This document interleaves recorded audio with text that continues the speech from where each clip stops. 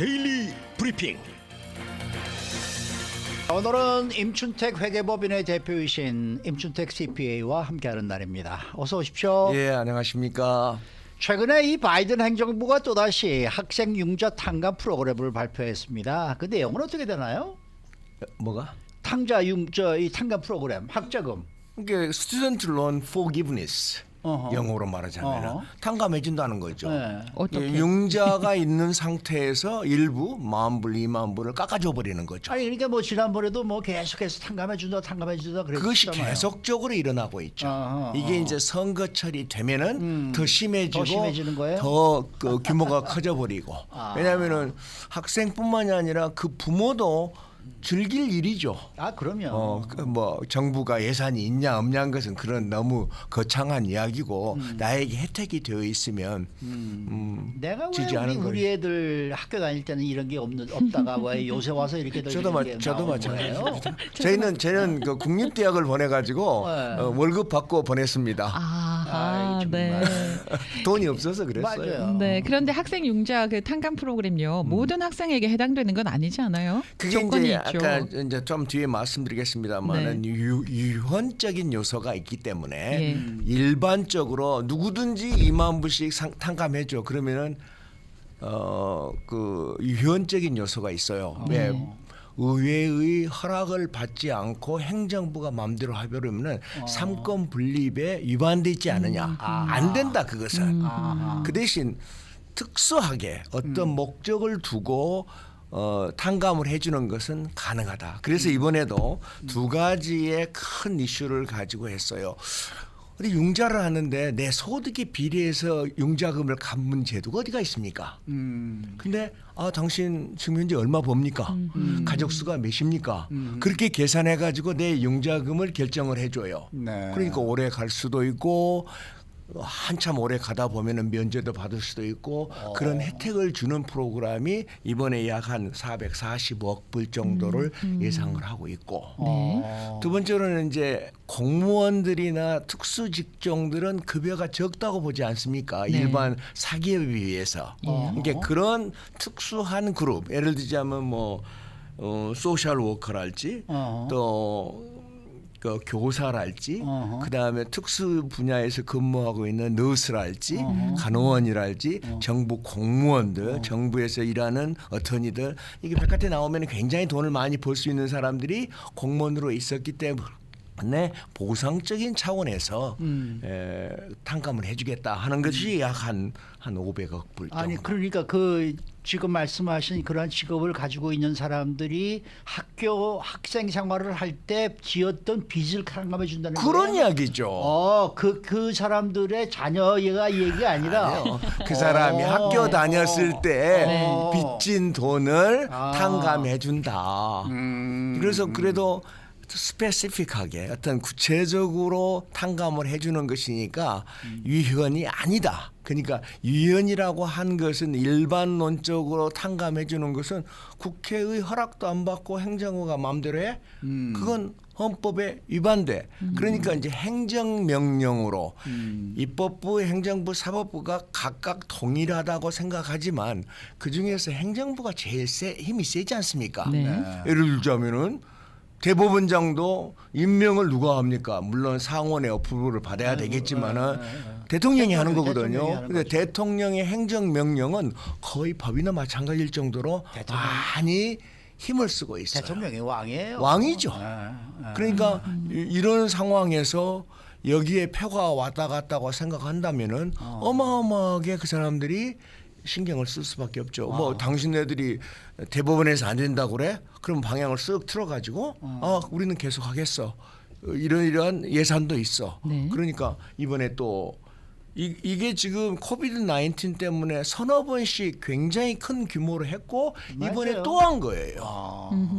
그 앞서 한 번 더 짚어야 될 게 그 뭐 교사나 소셜 워커나 일부 간호사로 일한 분들의 경우에는 탕감을 해주는데 그런데 10년 이상 10년 이상 근무를 한다는 전제 조건 사람에게만 안에 해당하는 전제 거죠. 조건 하에. 자, 그런데 앞서 얘기하신 것처럼 행정부의 융자 탕감 정책에 이제 위헌이라고 연방 대법원이 지난해 6월에 판결을 내렸는데 행정부는 어떤 근거로 행정명령을 통해서 계속 이런 정책을 내놓을 수 있는 거예요? 그러니까 법이 만들어진 범위 내에서 행정명령도 가능하지 예. 법의 테두리를 벗어나면은 위헌이다라고 이야기를 하는 거죠. 네. 로버츠 대법원장은. 예. 그러니까 일반론적으로 그냥 탕감을 해준다. 그러면은 국회의 허락을 받고 다시 시행을 해라.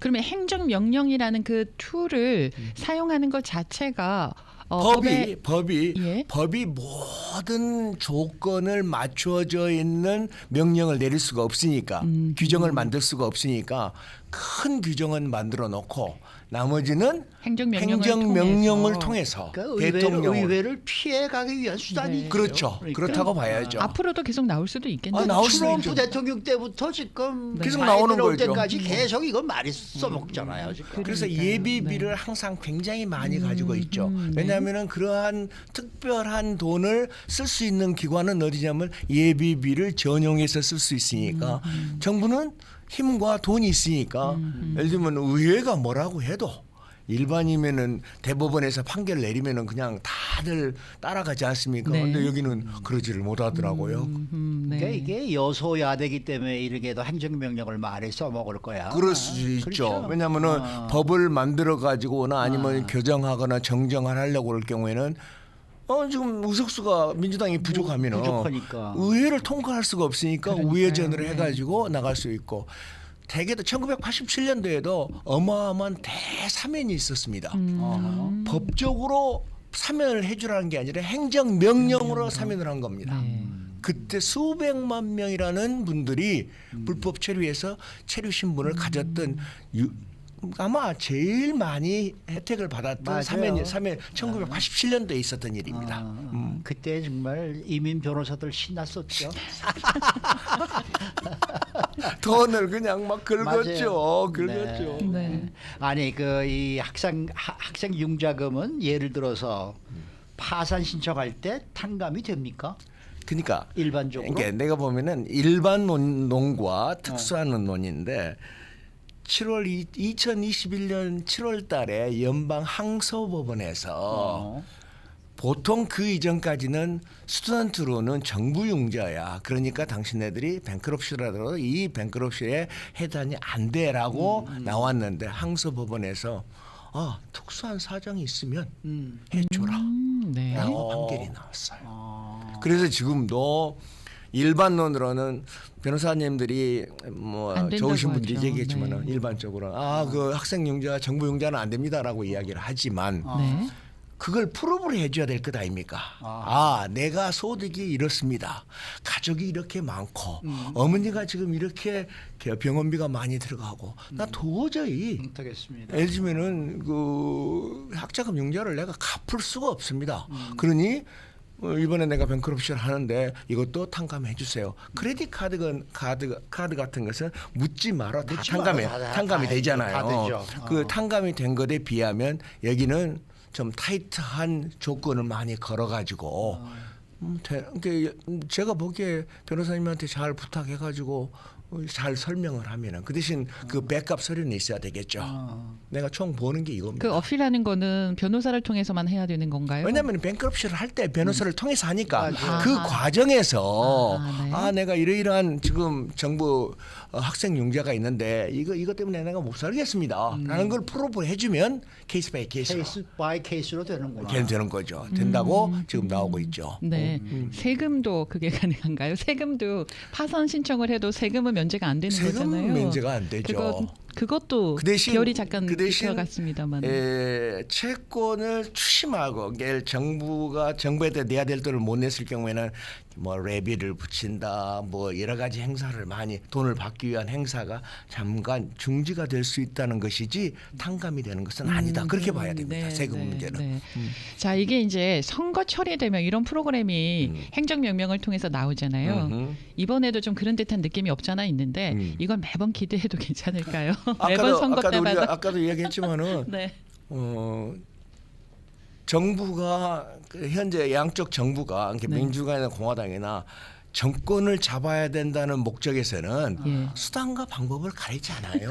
우리가 봤을 때는 다 옳은 일만 하는 것처럼 보이지만은 예. 목적은 뭡니까? 권력 투쟁이죠. 뭐 거창하게 이야기할 필요는 네. 없지만은 권력을 잡지 않고는 다음 단계를 넘어갈 수가 없으니까 네. 그러기 위해서는 뭐 중남미 이런 나라들 보면은 이 파피루스이 얼마나 만연하고 있습니까? 그 자체가 다 나쁘다는 걸 알고 있지만은 지금 그렇게 해줌으로써 표를 넣고 내가 정권을 유지할 수 있다고 한다면 모든 일을 다 할 수 있다고 보는 거죠. 네, 네. 어쨌거나 탕감 만든 그 모든 돈도 우리 세금으로 하는 거잖아요. 결과적으로는 그럴 네, 거죠. 우리가 세금을 내고 그 혜택을 우리가 받는 아, 거잖아요. 그럼요. 네, 네. 이런 탕감해주고 사실은 그 돈을 우리가 지금 물어주고 물어주고 있는 있는 거죠. 거예요. 우리가 세금 내는 거예요.